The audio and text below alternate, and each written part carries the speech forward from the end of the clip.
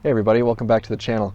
As you can see, especially behind me right now, I do my fair share of half-ton towing. Actually today, in a couple hours, I'm going to be pulling this robotics trailer in a local parade. And then next week, we're actually going to be hooking up the camper and going on a 4th of July camping trip. So I kind of thought this was a unique moment in time here. I've got a lot of cool resources to talk about towing.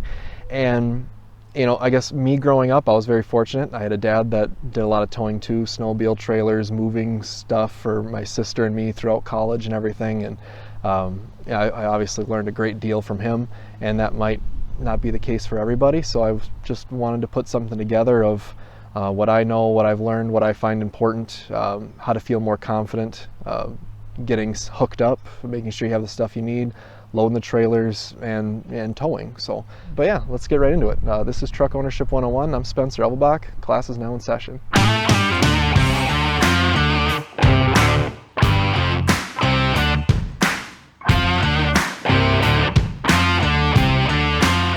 Alright, so the plan for this video is I want to talk about just kind of the essential stuff. If you're new to towing and you're just going to do a couple little things, I'll start there, and the more I'll talk, the more I'll just get into the nitty-gritty of stuff. I've seen the analytics of videos, and the viewership kind of trails off as videos go on, so if I'm only going to be able to tell you a couple things before you move on, what do I want to tell you is going to be kind of the strategy here. First thing I would do is just make sure you're prepared to pull something, make sure you got all the right hookups and stuff. So let's look at all these different pieces here that go into being hooked up. First thing is you have your receiver. Okay, hopefully your trailer has a receiver mounted. I know you can put these on after the fact. I'd recommend it. You're actually then pulling on the frame instead of being pulling on the bumper, which is attached to the frame. It's just more direct. You know, it's just better experience, and then you get some adjustability for heights and stuff. Especially, this is a Trail Boss, so as you can see, I have a 5-inch drop B&W hitch. If you just have a regular standard height, to be honest, you probably could get away with just throwing this in your truck and being ready. Spend a lot less money, that's for sure. This is a 2-inch drop, and what the drop refers to is how far this comes down. It could also be, they also advertise that it's a 3/4 inch rise, so you could actually flip it and go up. But like I said, with these full-size trucks, that probably is not going to be an issue. You're probably going to be dropping more than rising. Anyway, as far as mounting your chains, I do recommend crossing them like these instructions actually recommend. The idea there is, heaven forbid, you come unattached, whether your hitch comes out because this pin wasn't installed, or this clamp, this locking thing comes undone, or there's something that's called high hitching. If you mount this incorrectly and you don't actually get fully on the ball and you actually ride on the top of the ball by accident, the first big bump you go over, it's going to jump, and if it jumps off that ball, you're going to have a bad time. And the idea is this is here to kind of catch it. Now it's going to be bad. You know, when you hit the brakes, everything's going to come sliding on you and stuff, but again, it's just the idea is minimize potential hazards. So locking this is huge. You do not want this letting go. What that does is that puts a couple of little, like, you know, some sort of locking mechanism below the ball here. Again, if you don't high hitch it, if you drop it down correctly, that should lock under. When you high hitch, chances are this was still down, and that was supposed to lock on underneath the ball is now resting on top of the ball. So that's usually, you want to make sure this has a nice drop and you get a nice positive lock. And one of the things I always do on kind of my checklist before I roll out is actually just put my fingers under here, and I feel for that locking going underneath the ball right down here. So last is electrical. You know, a lot of trailers have the 7-pin, even if they don't have trailer brakes and stuff like that. Like this one does not, but just use the same, just it's becoming almost universal at this point. The 4-pin, again, my older trailers use that one. It's nice that I don't need an adapter or anything, that the vehicles just include them both now. Setup as far as hitches, receivers, ball, drop size, everything like that, making sure that everything is connected correctly, locked in, secured. That is probably the hugest recommendations I can do. Like, a trailer coming off on the highway is the worst case scenario, right? Second thing would be how you load the trailer, weight distribution. Obviously you don't want to exceed the weight. We kind of briefly talked about that a little bit. Just look into your trailer more, research what you're loading, try to stay under it. and then how you load it on the trailer. What I've seen or heard or watched people do too many times is they're moving, they have an enclosed trailer, and they want to load the big heavy thing last so they don't have to shove it all the way into the trailer. They load it easily, unload it easily. And when you do that, you're going to put weight on the back of the axle and get it to actually pull up on that hitch, on that the receiver is pulling up on the ball of the hitch. And there's a lot of like YouTube, Facebook videos you can search where they have like little models on a treadmill of a car, and they put the weight of the trailer back on it, and the trailer, especially at higher speeds going down the highway, starts swerving uncontrollably, just wildly. And enough of that and it'll dump you. It'll start pulling your back end around, and you've kind of seen a lot of those like big rollover wreck kind of stuff with a trailer. It very likely could be load disbursement, and, too much weight behind the axle. Common sense while towing, you may have an extra 3,000 pounds behind your vehicle, and your truck now has to slow that down. So watching your speed, giving yourself more distance between you and the vehicle in front of you. If they have to come to a stop quickly, you will not be able to stop as fast. So our trucks have really good brakes and stuff on them, but still, you lock those wheels up and you're going to go further. So just be really mindful of that when you're merging, changing lanes, that kind of thing. Giving yourself that additional room for the trailer to move is huge. And then just when you're going around corners, I think would be kind of the last thing I'd want to make sure we're conscious of. Take your corners wider. That rear axle on the camper or the trailer is gonna take a shortcut. So if you hug a corner tight and you take a sharp turn, your inside wheel on that trailer is probably gonna hop a curb and go for a ride. Get this trailer ready. Gonna do a parade quick. And then when I start prepping to get this one ready for our 4th of July camping weekend, I can start hitting on some of those points. Like I said, I'd probably call that level 2 trailering. Yeah, we'll get into that one next. So yeah, see you guys next week after this parade for sure.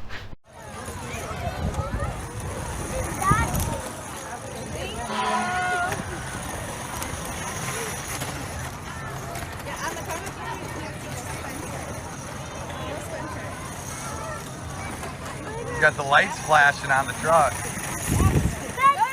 a Tootsie Pop! Spencer, we love you!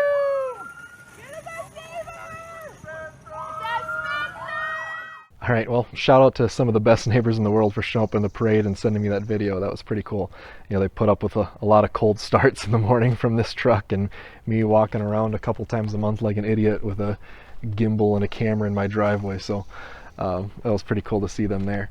But it's been a couple days since then, and actually something in the mail showed up in honor of my breaking 10,000 subscribers. I am now allowed to sell merchandise like t-shirts and mugs and stuff like that, using Spring is the site. But yeah, it'll show up in kind of like a little banner ad underneath my videos, and I was trying a couple different designs, and this was one of my prototypes. It says, "I love my truck," and maybe like 3 people. It was a little big. I shrunk it down for the actual ones that are up there now. You can just get it on like a regular t-shirt. This is like a dye sublimated jersey. I'll leave that up there too, because I love it. I think it feels and looks really cool, but there's more economical options out there. I have a couple different designs. If you want to check them out, that'd be awesome. But as far as things that I remember from that trailering video, or the first half of this video, that I wanted to add on to this would be, number one, make sure your tongue jack is all the way up when you're going down the highway. So like on the robotics trailer, there's actually a caster wheel down here, and then the jack went up, and I take that caster wheel off and then bring the jack all the way up. Again, that is a low point. If you were going like down a valley at bottom of a driveway, up a gas station thing or something, you could actually bottom out and scrape and break that. So like I said, taking the wheel off, bringing that up. The other question I always get is the tow haul mode. Like our trucks have sport mode and off-road mode, and then that tow haul mode, and should you use that or not? And if you don't know, what it does is it changes your shifting points and your timing. How soon does it shift once the load slows down and things like that. With that enclosed trailer, with some utility trailers, if they're not very heavy, I don't really see the need to. That doesn't really affect anything. The truck's not really working too hard. If it is borderline, what I'll typically do is I'll leave it off, and then I'll just see how the truck's driving. If it's just kind of going freeway speed and it's kind of struggling, it can't decide what gear to stay in, it keeps trying to shift down, but then it's bogging down, it shifts back up, just put it in tow haul mode, and what it'll do is it'll stay in that lower gear. The RPMs will ride a little higher, but you'll be in your power band and your truck will be more responsive and be where it wants to be. Anyway, let's talk about this big heavy thing that always gets tow haul mode. It is a large camper, still within all the ratings and stuff that a half ton can do, but we are pushing it. Inside the door frame here you can see dry weight, so that's no cargo. If you're boondocking, you filled up the fresh water stuff, you would be adding all that weight to it, load some bikes in the back, all that kind of thing. But yeah, we're a little over 6,000 pounds, so that's well within the spec for, you know, the cargo could be another 1,700 pounds safely for the trailer, and it's 32.5 feet long. So some other specs and things I found on the website were this trailer has probably a little over 900 pounds of tongue weight, which again, there's a sticker on the inside of the door. This truck, the Trail Boss 4-wheel drive crew cab, is 9,300 pounds conventional towing, meaning it's pulled behind by like the hitch. It's not like a gooseneck or a fifth wheel or something. And the tongue weight is around that 900 mark too. So the system I'm about to show you is really important for me because I am pushing that tongue weight. Now, a lot of people would say a trailer this size, it'd be much better to pull it with a 3/4 ton. Their tongue weights are a lot higher. The trucks are physically heavier, which really helps for the trailer not pushing the truck around. And I agree, but I live in Minnesota. I camp about maybe a half dozen times or so a year before this thing has to go back into storage for the winter. I still want my truck to fit in the driveway or my garage. And to be honest, when I'm camping in a lot of tight spots, having that extra long truck with a worse turning radius isn't all it's cracked up to be either. So I definitely want to make sure I'm set up correctly though, because all of those faults are certainly warranted. So what we're going to do to make sure we're set up correctly is to have a weight distribution hitch with sway bars. And this is a little wonky of a setup. I just kind of laid it out loose so you could see it. But yeah, this is my weight distribution hitch. I purchased it when I purchased the camper brand new from the dealer, and they took the time to have it configured correctly for my vehicle. So, you know, there's a lot of adjustability here, again, I just left that to the professionals because it was really important to me to get done right, and it wasn't too expensive. So this is like solid steel, so there's going to be a lot of forces on this, obviously, with a trailer this size, and we're doing weight distribution, so it has to be built. Same thing, these bars are solid steel as well. And what they do is they mount here and here, obviously, and they're onto the back of the frame of the camper. And when we put the weight onto this ball from the camper, what's going to happen is some of the weight is going to go onto these, and it's going to act like basically like this is like the arms of my truck is now like a wheelbarrow, and these are the handles. And when the camper pulls up on them, you can see it's going to pull up on that receiver, and when you pull up on that, that's going to twist the frame, well, not twist the frame, but put weight down on the front of the frame. And basically weight is going to go away from here and go down onto the rear axles of the trailer and the front axle of the truck and take some weight off of my rear axle. And that's going to be huge. I don't want this to squat, and because if it's squatting, weight is coming off of the front end, and if weight comes off the front end, you're going to have an issue where if the weather gets bad, or your steering quality is going to go down. The second thing that they'll provide you is the sway bars. And like I said, these are nice sway bars. They don't have the chains, meaning that if I'm taking a tight turn, they can actually slide in and out of that point there. So if you're taking a hard 90, this will tuck in and that one can extend out. So I can leave it hooked up while I'm backing it into a camping spot or something like that. I don't have to take them off.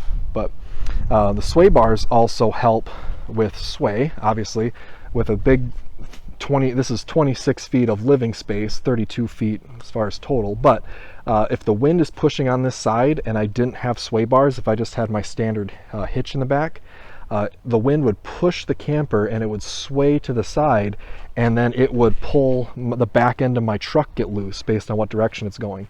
And obviously that kind of control going on the highway with a lighter half-ton truck, that is a big concern.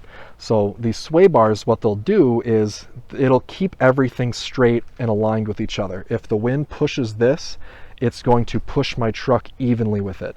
And that is a lot easier to correct, and that feels a lot more comfortable to just steer out of that. Just, I'm slowly drifting into the other lane is kind of how it would feel. Just correct for it, you're back in the lane, you're fine. I have felt that plenty of times if I'm getting a good crosswind, and I would much rather feel like I'm drifting to the other lane a bit and just correct like I normally would, versus I'm looking out my mirror and the back end of the trailer's coming out and it's pulling my back end out. Now my nose of my truck is facing the ditch. The trailer brakes would be the next big thing. With that much weight, slowing it all down is going to be huge, and you want the trailer to slow itself down. If you don't have the trailer slowing itself down, as you apply your brakes, if the trailer got loose, if it was rainy or snowy conditions, whatever, it could start coming around behind you, that kind of thing. So a lot of questions about how you set the brake gain to. So my truck came with a trailer brake controller already installed from when I purchased it new. You can there's little plus or minuses on them. You can set it from nothing to 10, and where you start that is it's something you kind of have to play around with, how you want the trailer to feel and act, how its brakes work in relationship and stuff. So what you don't want is the trailer to do nothing, and what you don't want is when you apply the brake with your pedal, you don't want your pedal to send a signal to lock up your brakes on your trailer. Okay, you want somewhere in the middle. What I like is when I apply my regular brake, I want the trailer to assist, like it almost feels like the trailer is pulling the truck a little bit. You know, I don't want the trailer to do it all, but I definitely want to feel like the trailer is doing something. Trailer brake controllers also have like a little lever on the side that does the braking as well, and that's basically like a secondary brake pedal, but just for the trailer. You know, and everything's working right, your one brake pedal does it all. But again, rainy conditions, snow, something like that, maybe some wind is taking it, and if your trailer starts swerving side to side, getting away from you, do not just hit the brakes, because you're going to have that mass that it's hooked up to in the front slowing down as the back end's coming out, and you're swaying. You're going to jackknife the thing. So let off the gas, hit that trailer brake. With the trailer brake active, it'll straighten itself out. So that's always good to have in mind if you are pulling a big load, to make sure that thing doesn't get away from you. Just a quick tap of that could straighten you right back out. So as far as driving habits and stuff like that, obviously it's a lot bigger trailer. Take your time. Give yourself plenty of room for braking. It will slow. You know, everything. It's slower to accelerate if you're merging out into traffic. It takes you more time to brake. Taking your corners much wider. Getting in and out of gas stations is something mindful. Like I'll have my wife sometimes try to find a gas station on a map and zoom in and see if it looks like a nice, easy to approach one. I don't want to get in a tight spot with 32 feet dragging behind me. The last thing you definitely want with a trailer this wide is tow mirrors. Okay, so what I've got here are some just aftermarket snap-on ones. They're from like Snap and Zap. I'll have a link to them in the video description. Obviously, I would love the heavy-duty tow mirrors. There's no really good aftermarket ones to mount yet. I hear Boost Auto Parts is getting close to pushing those out. They've sponsored some videos in the past, so as soon as they come out, if they send me some, I will be installing them and showing you everything about them. So if you're curious about that, be sure to subscribe to the channel so you don't miss it. All right, well that does it for this video. If I missed anything, please let me know in the comments section. Just wanted to put something out there to help some people out, because I was very fortunate enough growing up to have someone in my life to give me a lot of tips and advice, and that's not the case for everybody, so maybe this helps somebody out. So but yeah, like, subscribe, comment, let me know what you think. Until next time, class dismissed.